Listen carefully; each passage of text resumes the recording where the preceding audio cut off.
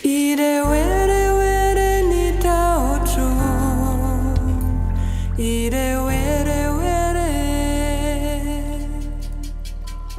and welcome to Conversations with Mother Earth, brought to you by Grounded Press. My name is Dana Petrovic, and each week my guest and I explore one aspect of Mother Earth and the gifts that she gives us. We also discuss why these gifts are so precious and why we should value them. We got you curious? Good. We love curiosity. Let's begin. Today's conversation with Mother Earth will be a bit different, which is not surprising considering the very topics we have covered so far.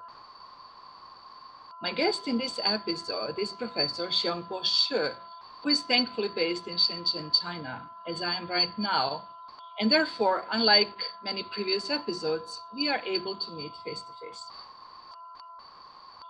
Do you remember being taught handwriting? In my childhood in former Yugoslavia, we were duty-bound by our teachers to write in a very precise way with the alphabet letters slightly slanted to the right. More recently in my life, when I started to learn the Mandarin language, I became fascinated with writing the Chinese characters. They seemed to be an art form. What astounded me was the strict rigour and discipline that is applied when writing Chinese characters. Each stroke must follow a long established order of movement and a certain rhythm of motion. Calligraphy is also held in high esteem across East Asia, Japan and Korea and other places, but this episode will focus on China. My guest today can share deep insights about Chinese calligraphy. He is assistant professor at Shenzhen University and has studied art history in Christchurch, New Zealand, and in Nanjing, China. He has also written scholarly articles and books about calligraphy. Xiongbo, welcome to Conversations with Mother Earth. Thank you for having me, and it's very nice. Xiongbo, you have written articles on the aesthetics of calligraphy. What motivated you to pursue this path? What is behind aesthetics of calligraphy? Well, aesthetics is a branch of philosophy that deals with nature of beauty and the nature of taste. So, by the aesthetics of Chinese calligraphy, actually I'm talking about the philosophy of this art. And the issues discussed would cover forms, the creation, and the aesthetic experience of this art. And what personally motivated me to spend a few years writing thesis on this art, I think, looking back at my childhood, my first contact with this art, an image lingered in my mind. That is my first calligraphy teacher, and also was a Chinese teacher. He was a middle-aged man crippled by polio from an early age. And I don't really quite remember what he taught in my first calligraphy lesson, but his gestures demonstrating the calligraphy brush strokes needed to his back, his band, his left hand trembles involuntarily as he holds the brush, as if every brush stroke would take all of his strength. And that was 27 or 28 years ago, and that image is still very powerful and vivid image in my mind. And I think it planted a seed for my future academic research. That's a beautiful story. It's a beautiful story. This suffering, polio suffering, unfortunately, made it so difficult for this man, but at the same time inspired you to find beauty in this art form, a true art form. Yes. In our conversation, we discussed that we Westerners, if I can call myself that, coming from Eastern Europe, that we Westerners haven't we appreciated the material arts of Chinese culture for hundreds of years, like ceramics and paintings. But it was the last century that we discovered the beauty in calligraphy, that we started to appreciate calligraphy. Why did it take us so long to appreciate this art form? Yes, I think fundamental obstacle for the Westerners to appreciate this art is Chinese calligraphy has no element, there's no counterpart in the West. And that is, you have the penmanship. And calligraphy actually a wrong translation to certain degree, because calligraphy in English means beautiful writing. But in China, this art is called shufa. And it has nothing to do with beautiful writing. Yeah. And so, back to this topic, I think, because there's no exact parallel in the West, so for any travelers to China, the very existence of this art does not register in a Western mind immediately. And the reason is if you only see things you can recognize, and what you cannot recognize, they remain invisible to you. Yeah, I think, yeah, there's a fundamental obstacle for the Westerners to appreciate this art in the first place. And the second aspect, another difficulty for the Westerners answer this art is that this art is intimately linked with Chinese writing, with Chinese language. So people would say, if you can't read Chinese, how would it be possible for you to appreciate this art?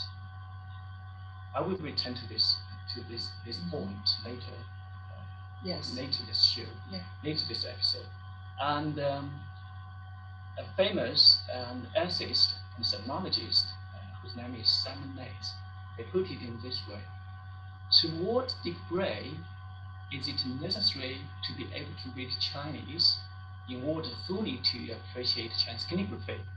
The answer to this question could be provided in the form of another question, that is, to what degree is it necessary to be able to read the music in order to fully appreciate a musical performance? So well put. I think a Westerner, even without knowing Chinese characters, could appreciate this art to a certain degree. We should listen. Yes, exactly. We will demonstrate later on. The listeners, we will demonstrate this later, or not me. My guest will demonstrate. I can't do that yet. But this is a very good comparison with music, because we all appreciate music without being able to read the notes. At least I actually can read the Chinese musical notes and not the Westerners, because I started learning the instrument here. Yes, that is universal language. Exactly. That is truly a universal language. Music is a universal language. Yeah, that's true. That's so true. Your academic background is in art history, Xiongbo. You studied in New Zealand and in Nanjing. When did the calligraphy become an art? When you look back in art history? Yes. Well, we know from reliable historical documents that by the 1st century during dynasty, Chinese calligraphy has already become a form of art. At that time, educated people started to collect calligraphic works by inspired hands, by famous writer calligraphers, and spend much time practicing. And that is to say, calligraphic works were created purely for aesthetic appreciation, for artistic appreciation, not for a utilitarian purpose. Oh, that's interesting. And that continues today, continues in late dynasty today. I think as to the social background, I think the importance of writing, importance of handwriting to good government is well recognized during the Han Dynasty. And the Han Dynasty depended heavily upon written documents, text figures, the records of your work performance, and the materials and public policies, census data, all of them require a neat and clear report, by hand, of course. And another fact is, during the Han Dynasty, good calligraphy has become a criteria for selecting government officials. Oh, yes. I think in Imperial China, perhaps you have heard before, in the state examinations, the good calligraphy is always a very important element in one's examinations. If a candidate's calligraphy is quite poor, the examiner would not take his examination seriously. So that's the social aspect of Chinese calligraphy. It's very important. It's a reflection of the personal cultural achievement, and such cultural achievement is essential, is requisite for the high positions in government. It's interesting. It's interesting because we had a whole episode on poetry. Yes. And the high officials had also were required to write a poem. Yes. To show their knowledge or their ability to write, because that, of course, determines how well they write. Is that the same period, or did that come later with the poetry?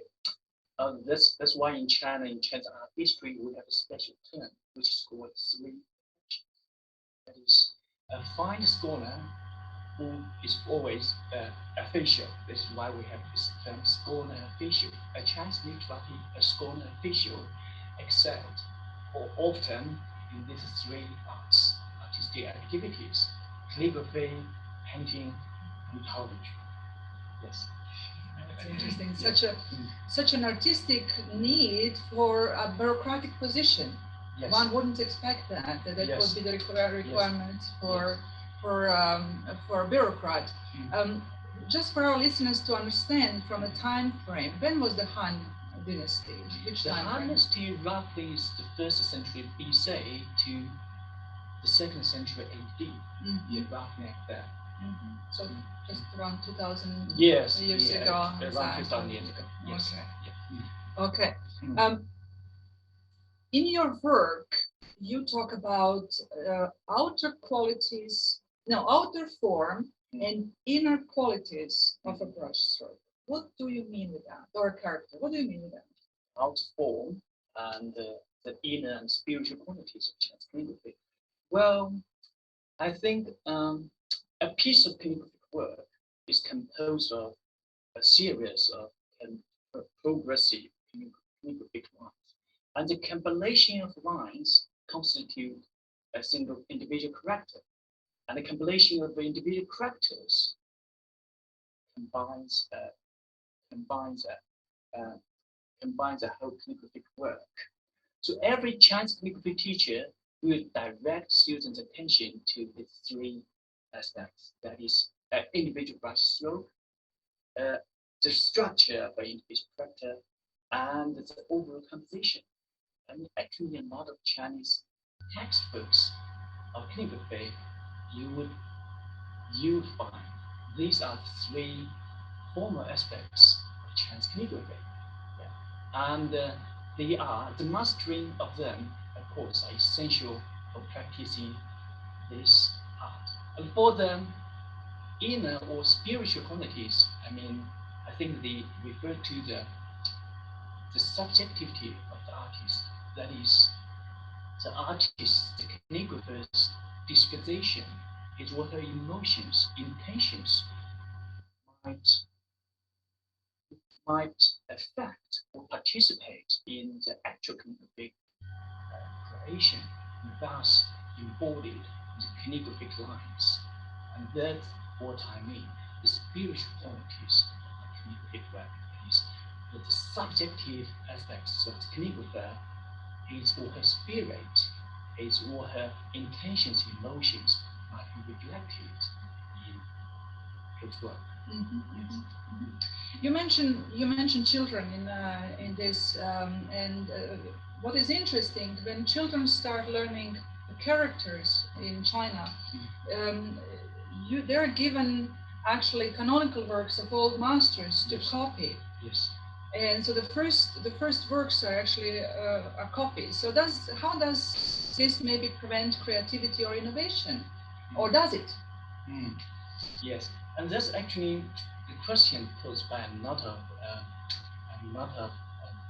the art theorists from the West. Yeah, they pose this question to me. Yeah. The Chinese art, especially Chinese calligraphy, emphasize the copying of the past so much. And where is the creativity? Where is the innovation for this art? I think that's a quite unique aspect of Chinese aesthetics, and that is every Chinese calligrapher, every Chinese artist had to has to start from imitating of the past works, and that's because innovations, novelty in this art comes from a complete mastery of the pre-existing skills. And so that's the irony, or that's the invitation that is you have to give up freedom in order to attain freedom. Yeah, that's quite unique aesthetic of Chinese arts. Not just Chinese calligraphy, but also Chinese painting, because these two arts enjoy share the same tools, the same brush strokes. That's interesting. Yes, yeah. But there is also one example in the Western culture Yeah. that is very similar to that, and that is Pablo Picasso. Yes. Pablo Picasso, I don't know if you know his story. His father was actually, um, I wouldn't call it a painter. Back then, we didn't have photography. So his father's job was to make portraits or copy reality for people, and he got paid for that.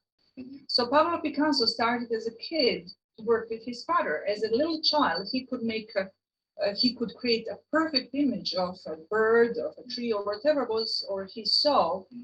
And one of his quotes says, "It takes a long time to become a child."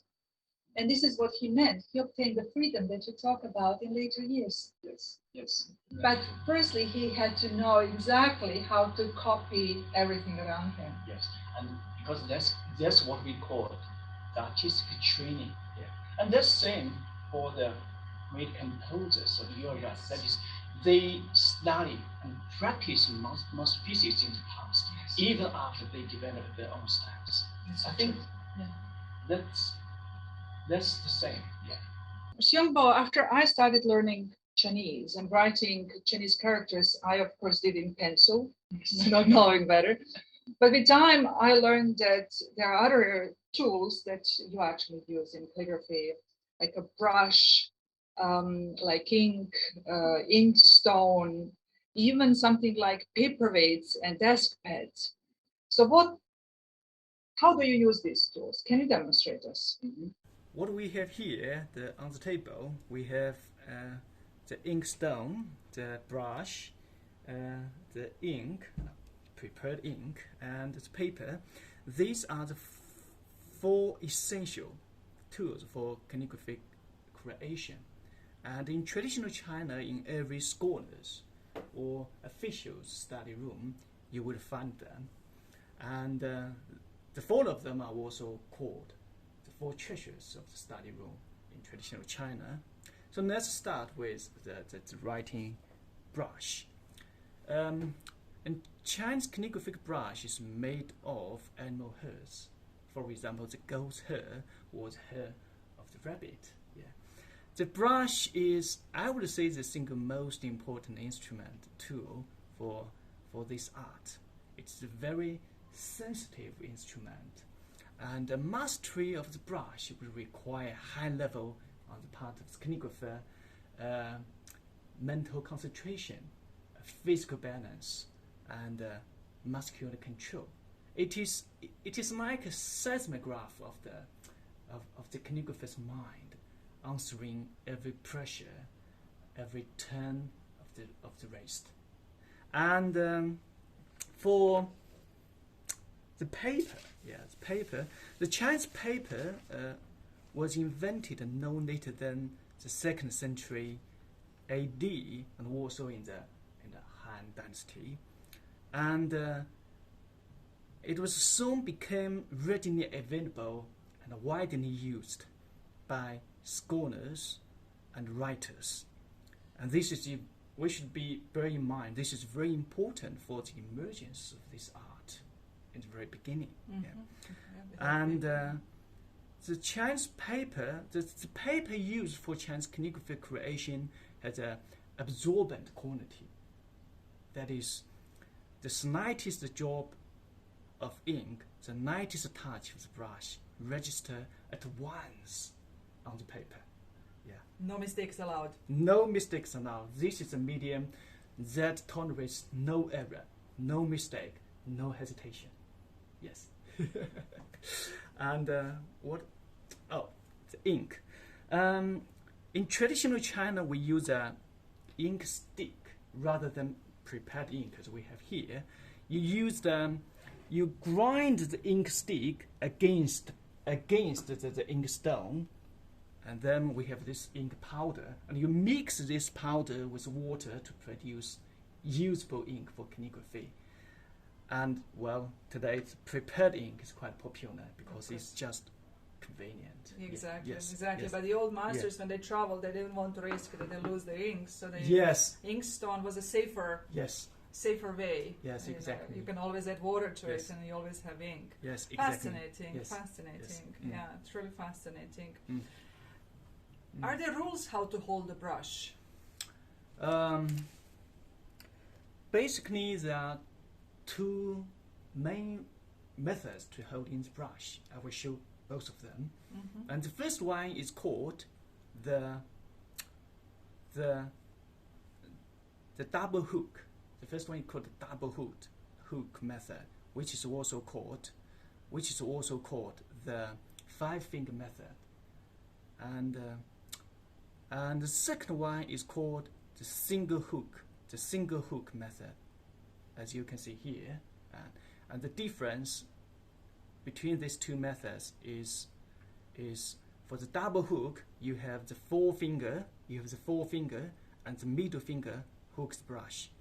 And for the single hook, you have only the second finger, its forefinger hooks the brush. And for many Chinese theorists and calligraphers, the 5-finger method, that is the double hook method, is recommended because this method employs all of the 5 fingers. Yeah, and that is the forefinger and the middle finger. They play the part of moving the brush, twist the brush, and that is the middle finger could move the brush downward or to the right, and the ring finger could lift the brush upwards and to the left. Yeah, and this little finger plays part of a conductor and supports this ring finger. Yeah, so all of these 5 fingers play a part in this handling of the brush. And of course, the thumb and the forefinger is the most important because they receive strength from the wrist and the arm and even your whole body. Yeah, that's basically the two main methods to holding the brush. So our fingers become an orchestra. It's like a symphony, or like they all play a part. Yes. And you have to hold the brush very tightly. Yeah, the control. The control is very important. The tightly controlling of the brush is very important. Yeah, Mm-hmm. and that requires a long time's training. Yeah. Okay. As I mentioned at the beginning, there is in Chinese language an exactitude in strokes. And there's, I read that there are, while learning Chinese, there are 8 strokes in Chinese language. Actually, I had to learn them at the beginning myself. Yes. Can you tell us more about these essential 8 strokes that are actually fundamental for the Chinese language? Yes.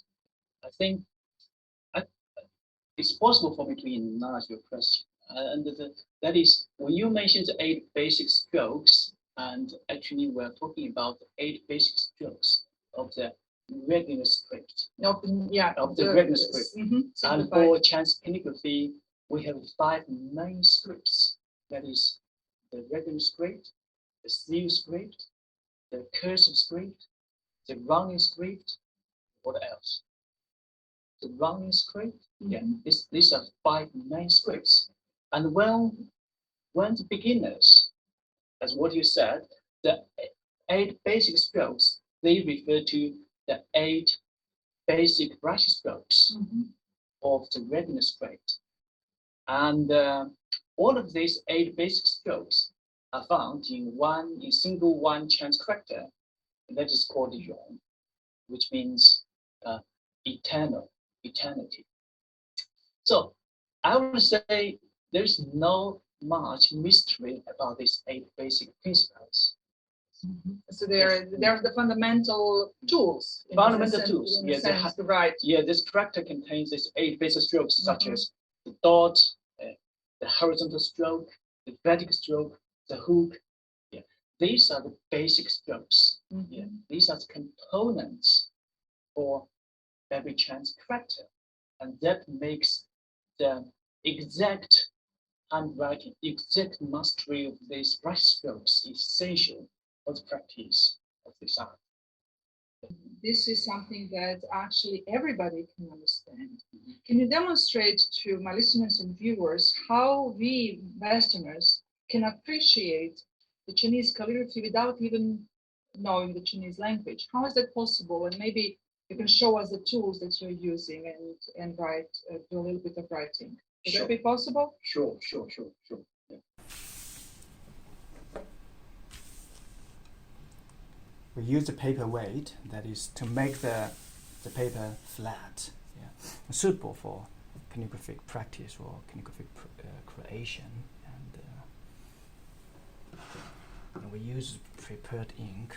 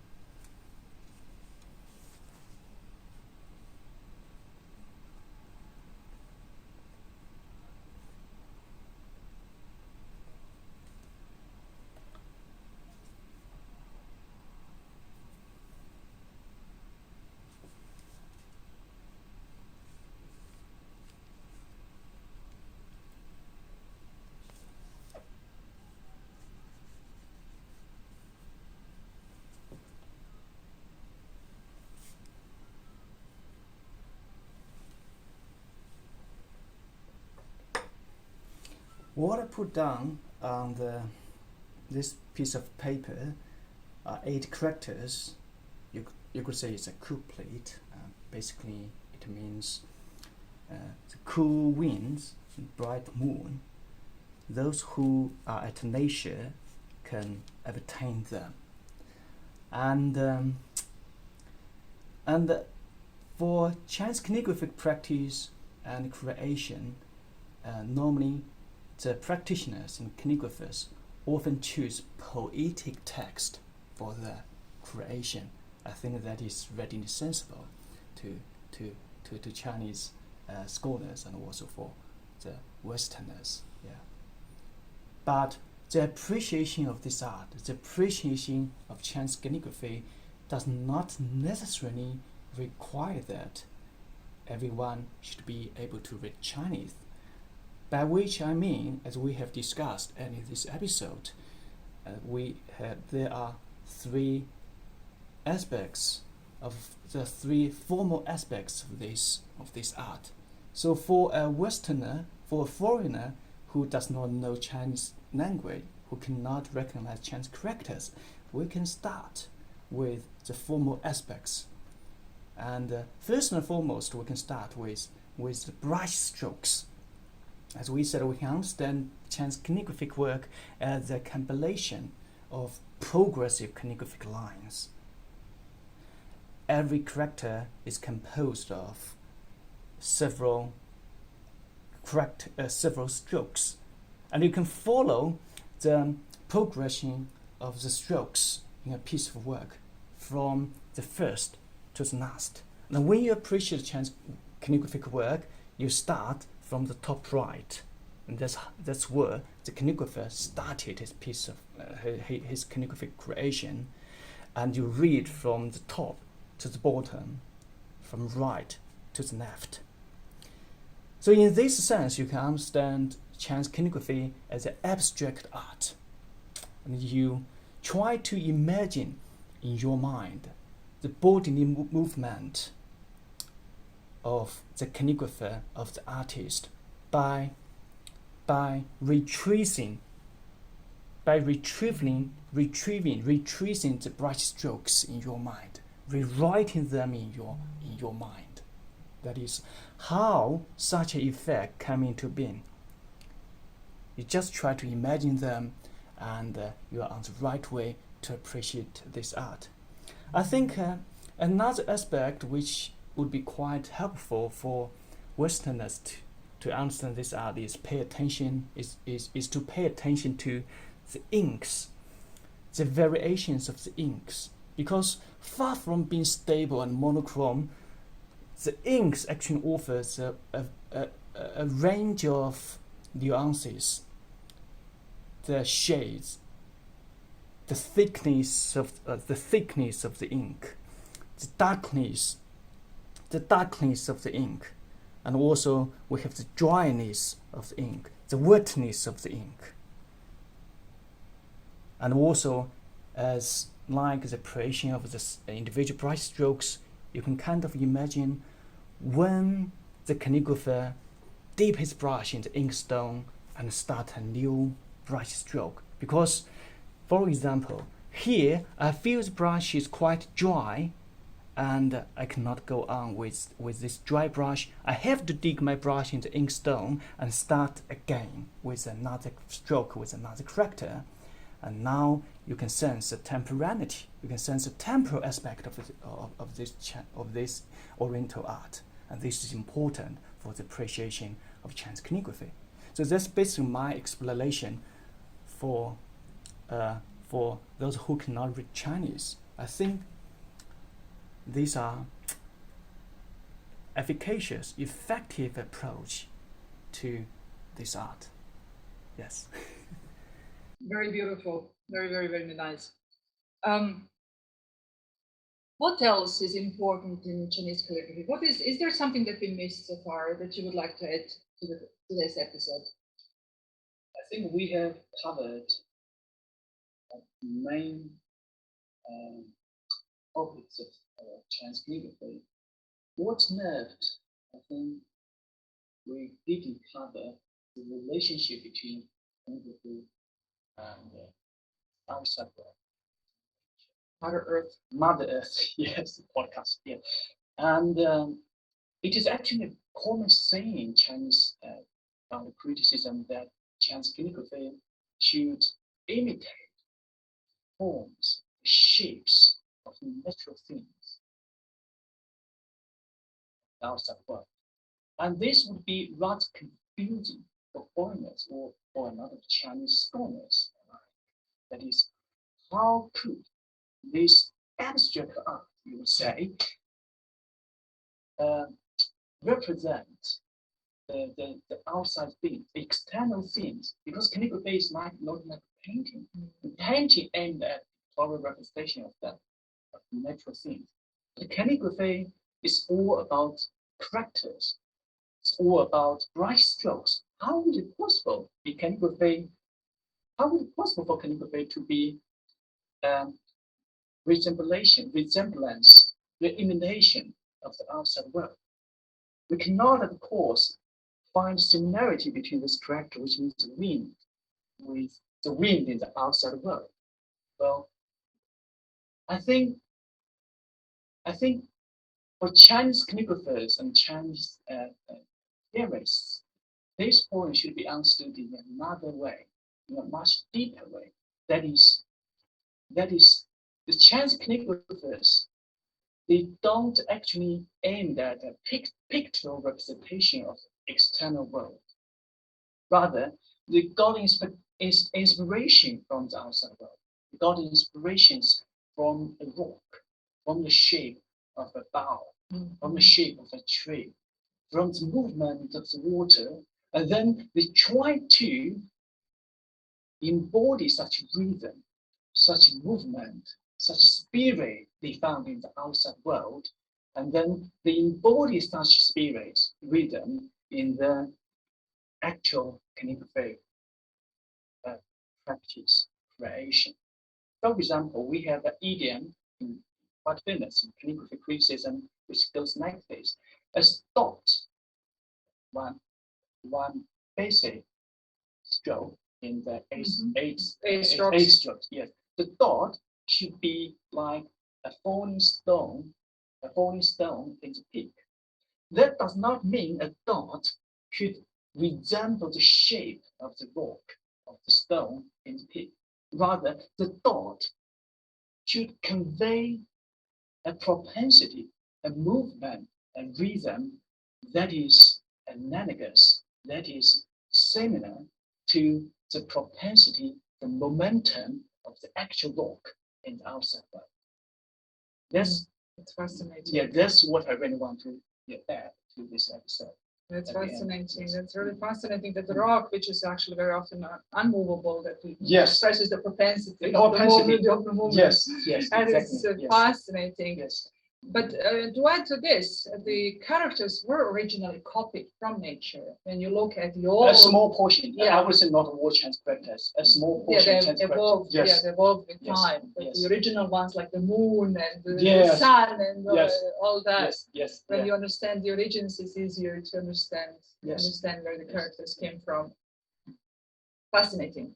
Yes. Fascinating. This is our second conversation, dear listeners, with Xiongbo. We already had a very good first conversation, and we could go on for a long time because this is a fascinating character. And as we can see from today's episode on calligraphy, this is a philosophic lesson in mindfulness, because as you demonstrated, we have to be fully present to appreciate the beauty of the calligraphy. So I'm convinced now, Xiongbo, after talking to you today, that many people will be interested in calligraphy. Where can they find works that help them with understanding of calligraphy, and how, most importantly, how can they contact you? Are you on LinkedIn or another social media? Well, I think the websites have a lot of very good resources for the Chinese calligraphy. I think those who are interested in Chinese calligraphy can start with some famous websites of the big museums, like the Metropolitan Museum. They have a very, very fine collection of Chinese calligraphy and painting. People who are interested in Chinese art, especially Chinese calligraphy, can go to their website and check the masterpieces from the Chinese ancient past. And often they have experts who write very, very good introductions and interpretations of those works. And people who are interested in calligraphy can start there. And on those websites, sometimes, occasionally, they provide a bibliography and list of books on Chinese calligraphy and the Chinese art and art. So, we can start there if you have absolutely no knowledge of Chinese practice. And well, my name is Xiongbo Shi. You can always find my email by searching, like Google my name. Yes, exactly. This is how I found Xiongbo. So, dear listeners, you can find him as well online, and you can get in touch. And I will, of course, post these links on the website, on the radio website. So take a look in the text, in the description of the episode, and you will find these links that you can copy. Fascinating episode. Thank you so much, Xiongbo. Thank you for having me. Thank you. So we can go on, but I think my listeners at some point will say enough of you guys. Yes. So this concludes today's conversation with Mother Earth, brought to you by Grounded Press. Looking ahead to next week, we'll talk about shelter, a basic human need, not only provides personal safety and protection from the weather, but also dignity and opportunity to lead a normal life.